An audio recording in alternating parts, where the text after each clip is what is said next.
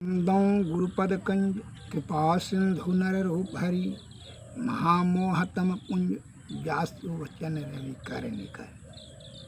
श्रद्धेय महान भावों,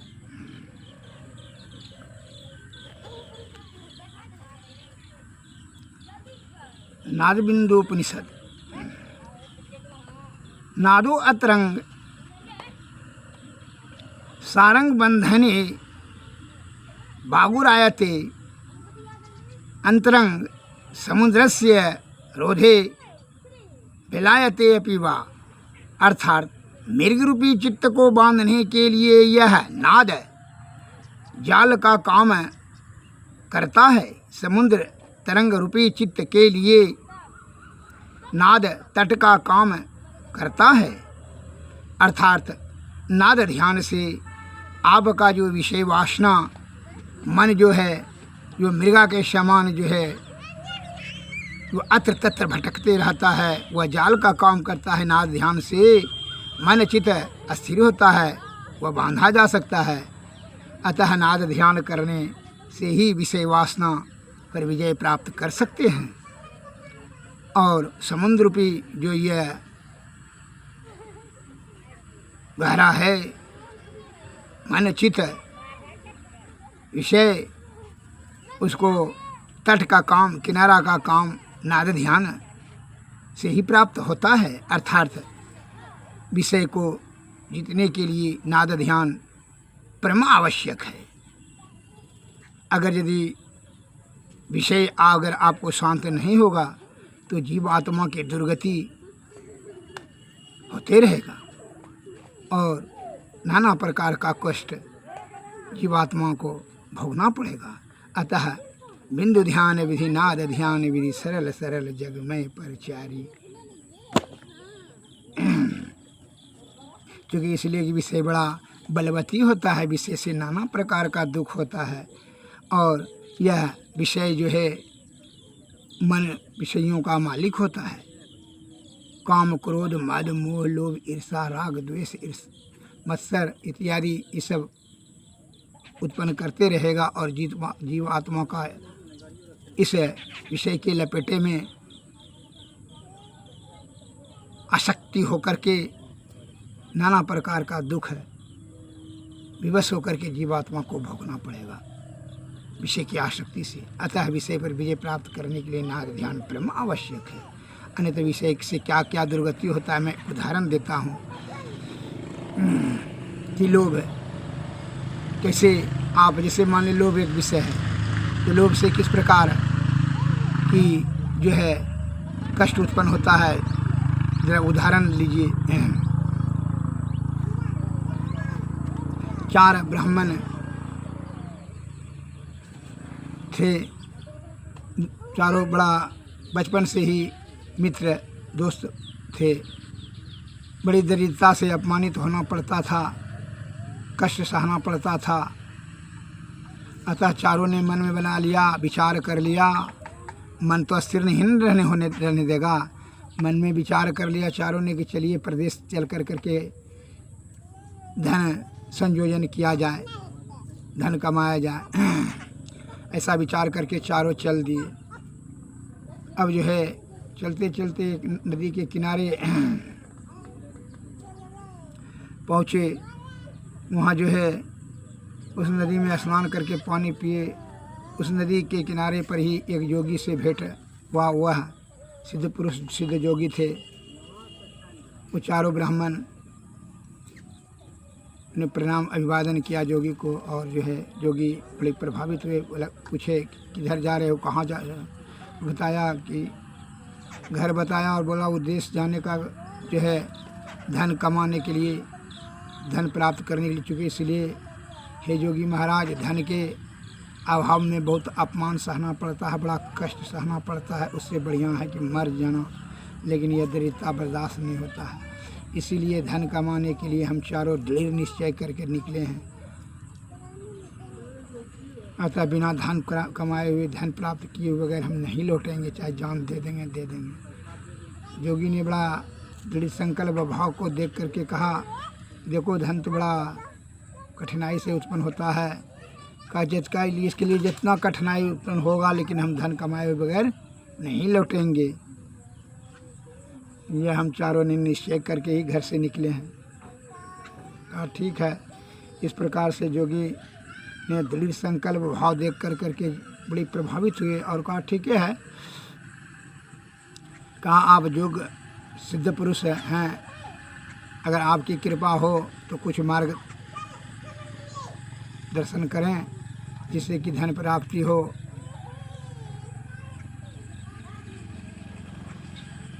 बड़ी आरजू विनती किए चारों ने कि आप योग पुरुष हैं, तपस्वी हैं, महातपस्वी हैं, अतः आपको सामर्थ्य है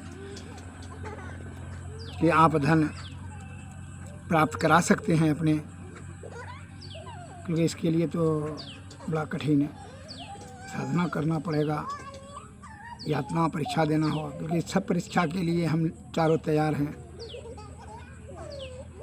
तो योगी महाराज ने कठिन अपने तपस्या के धर्म के प्रभाव से कहा ठीक है रुको। वह जो है 4 दीपक तैयार किया और चारों को एक एक दीपक देते हुए कहा ठीक है तू उत्तर हिमालय क्षेत्र की तरफ निकल जाओ सीधे, और यह हाथ में चारों ने दीपक को संभाल करके लेकर जाना। जहाँ भी जिसका भी दीपक गिर जाएगा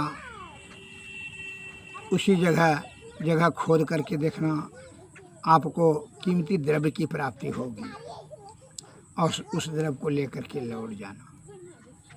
कहा जी जोगी महाराज। इस प्रकार से चारों ने प्रणाम करके वह दीपक लेकर के निकल गए।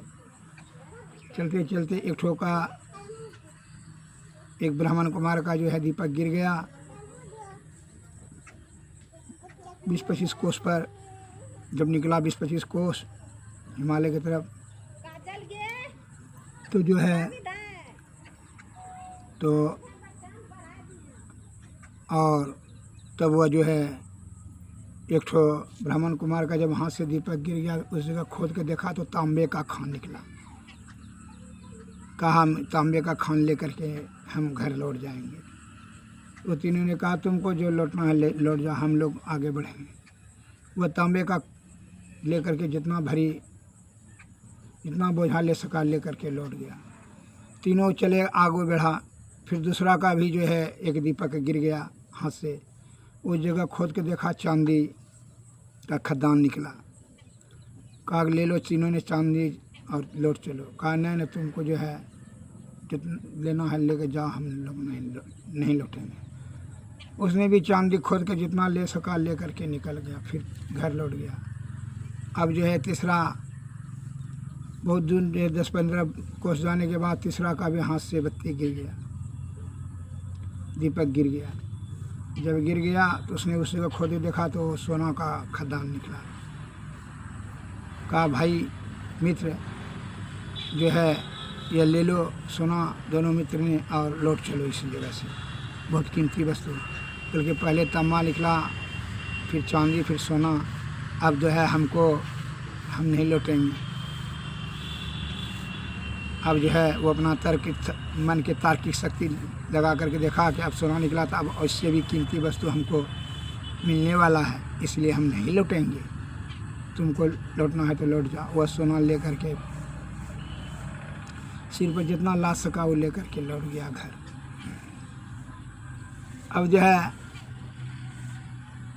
एक दूसरा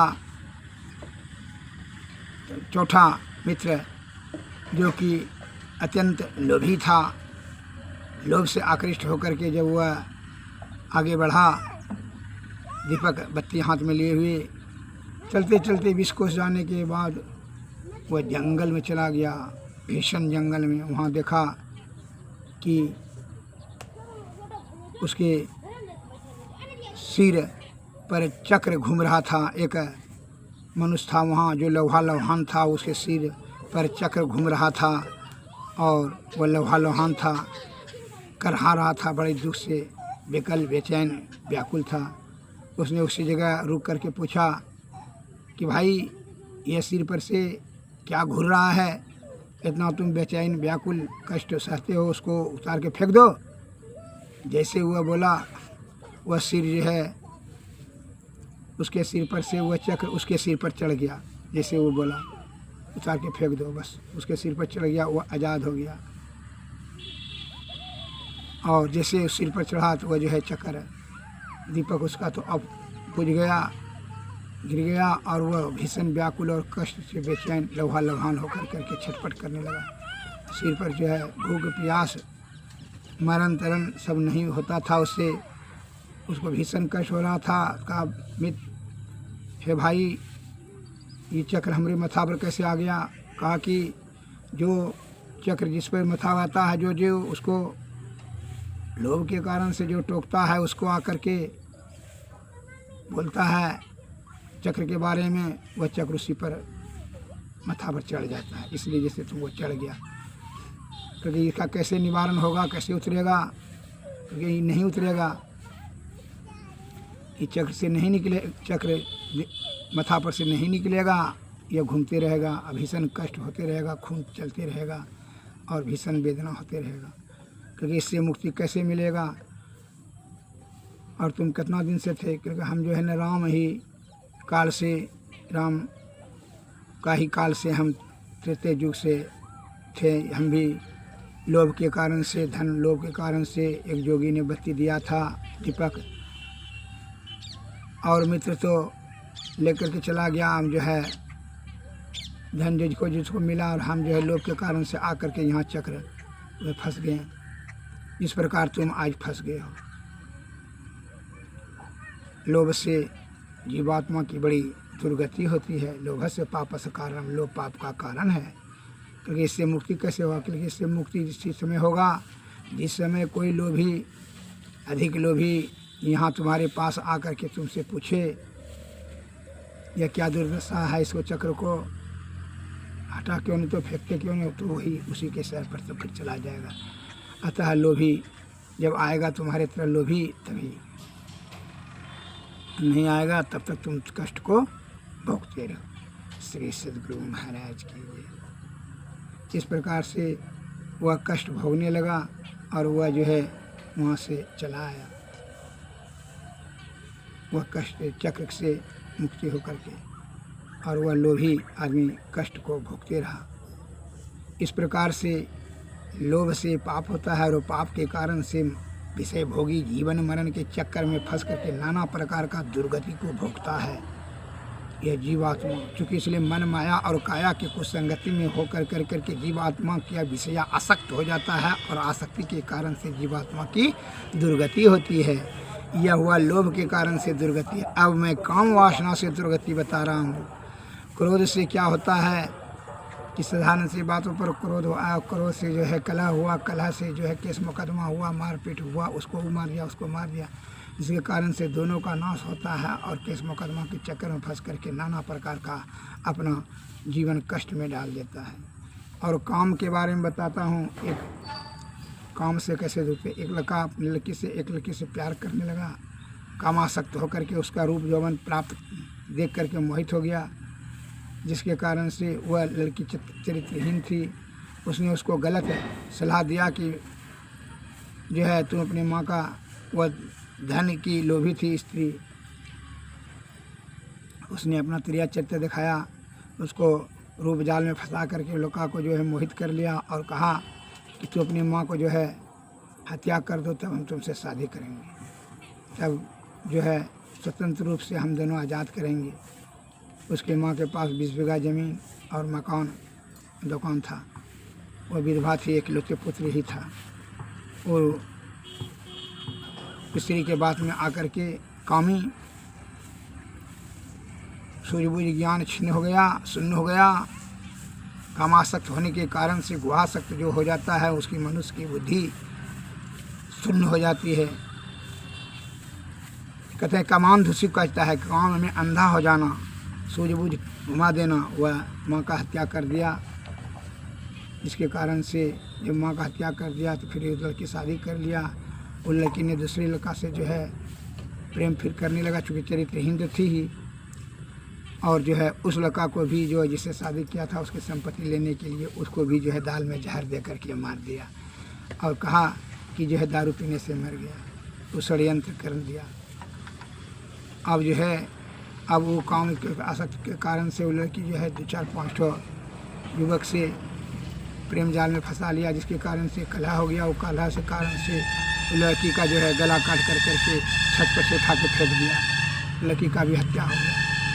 वो लड़का को जो है पता लगा करके पुलिस पे जो है भेज करके जेल भेज दिया वो चारों लड़का को। एवं प्रकार से काम के कारण से कितना नाश होता है। इसलिए कहता है काम समुद्र महाविवेश, काम सागर की भांति अतिरिक्त है, इसका जो जो पूर्ति करेंगे त्यों त्यों उसमें कोलाहल होते चला जाएगा। इसलिए कहता है काम क्रोध मद मोह त्यागो, तृष्णा तजी गुरु भक्ति में लागो। जब तक विषय रहेगा तब तक आपकी जीवात्मा की दुर्गति रहेगी। विषय का त्याग, साधु की संगति, सत्संग, भजन, सदगुरु के चरणों की सेवा से युक्ति प्राप्त करके मुक्ति और मुक्ति से भक्ति से तब होगा आपका, भक्ति से होगा मुक्ति। युक्ति से करेंगे भक्ति, अब भक्ति से तब मुक्ति होगा। इसीलिए सदगुरु के शरण में जाना परम आवश्यक है। बिना सदगुरु की कृपा से विषय का त्याग अत्यंत दुर्लभ है। ब्रह्म तत्व का भी दर्शन दुर्लभ है और सहज अवस्था भी दुर्लभ है। अतः सदगुरु के शरण में जाकर के ही विषय वासना छिन्न करने का युक्ति प्राप्त करें। उनकी कृपा से विषय का त्याग संभव हो जाएगा और ब्रह्म तत्व का दर्शन सहज अवस्था भी हो जाएगा। तभी जो है आपका ध्यान चित्त अज्ञा चक्र पर स्थिर होगा तो तीनों पर्दों के पार अनहद में तो सार सबसे निःशब्द में सब पर ब्रह्म की प्राप्ति होगी। इसलिए संत वाणी में आया है, इनु गुरु नर भव तरई न कोई, अजो हरि बिरंची शंकर सम होई। विषय वासना, विषय त्यागना साधारण बात नहीं है। अतः विषय का त्याग बड़ा अत्यंत कठिन है। इसलिए संत महात्मा लोग विषय वासना छूटत न मन से, नाहक नर बैराग करे, जल बिच मीन बझे वंशी में। जीव के कारण प्राण हरे, सो रस नावस कियो न जोगी, नाहक इंद्रिय शाधि मरे, वन में रहत मृगा निशिवासर, ना काहू के दोष करे, सो मेरे लिए धुनि सुनने कारण। व्याधा बाण से प्राण हरे, नयन के कारण जरे पतंगा, पारस पाय गजराज हरे, नासाय कारण भर मरे नाश हो, पांचों रस ले पांच मरे, कीन कोटि तीर्थ तप पूजा, मुनियों के ध्यान धरे, लक्ष्मी पतिता लगी सब झूठे, जा लगी मन नहीं हाथ करे, विषय वासना छूटत न मन से, नाहक नर वैराग्य करे। बिना विषय शांत नहीं होता है, तभी संन्यास ग्रहण करना चाहिए। विषय की में आसक्ति रहेगा तब तक ध्यान आपका चित्त स्थिर नहीं रहेगा, और ध्यान जब स्थिर नहीं रहेगा तब जो है आपको सफलता सिद्धि परम आनंद की प्राप्ति नहीं होगी।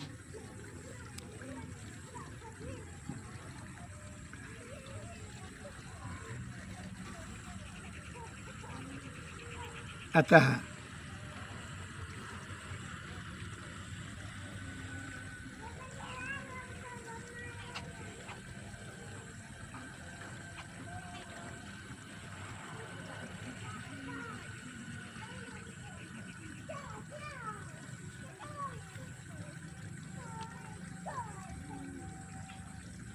सदगुरु के शरण में जाकर के ही आप बिना गुरु की कृपा पाए, नहीं जीवन उधारा है। फंसी श्रुति आई यम फांसी, अमन सुधी यापनि नासी। भई भव सोग की वासी, कठिन जहाँ ते उधारा है। बिना गुरु की कृपा पाए, नहीं जीवन उधारा है। गुरु निज भेद बतलावे, सुरत को राह दर्शावे। जीव ही तया पहियावे, सुरत को आई तरह है। गुरु ही तू है गुरु पितु, गुरु ही जीव के मितु है। गुरु सम कोई नहीं दूजा, जो जीवों को उधारा है। गुरु की नित्य कर पूजा, जगत इन समय नहीं दूजा। मही को आन नहीं सूझा, फकत ही गुरु ही आधारा है। बिना गुरु की कृपा पाए, नहीं जीवन उधारा है। नित्य प्रति सत्संग कर ले प्यारा, तेरा काम कार सरे सारा। सारा कार्य को निर्णय करके धर चेतन धारा। धर चेतन धारा पिंड के पारा, दसम द्वारे का ज्योति जागी। ज्योति जगी आवे, अति सुख पावे शब्द सहारे का। लख बिंदु नाद तह त्रय बंद करके, सुनो सुनो में ही ब्रह्मनाद का धरो सहारा। आपन तन भेई में ही नित्य प्रति सत्संग कर ले प्यारा, तेरा कार्य सरे सारा। श्री सद्गुरु महाराज की। निज तन में खोज सजन, बाहर ना खोजना। अपने ही घट में हरि, अपने में खोजना। दो नैन नजर जोड़ के, एक नोक बना के। अंतर में देख सुन सुन अंतर में खोजना। तिल द्वार तक के सीधे सूरत को खींच लो। अनहद सुनो को सुन सुन चढ़ चढ़ के खोजना। बजती है 5 नौबतें, सुन सुन एक एक को। प्रत्येक पे चढ़ी जाए के निज नाह खोजना। निज तन में खोज सज्जन, बाहर न खोजना। अपने ही घट में हरि, अपने में खोजना। पंचम बजे धुर घर से जहाँ आप विराजे। गुरु की कृपा से मैं ही तह पहुँची खोजना। श्री सद्गुरु महाराज की जय। श्री सद्गुरु नमस्कार।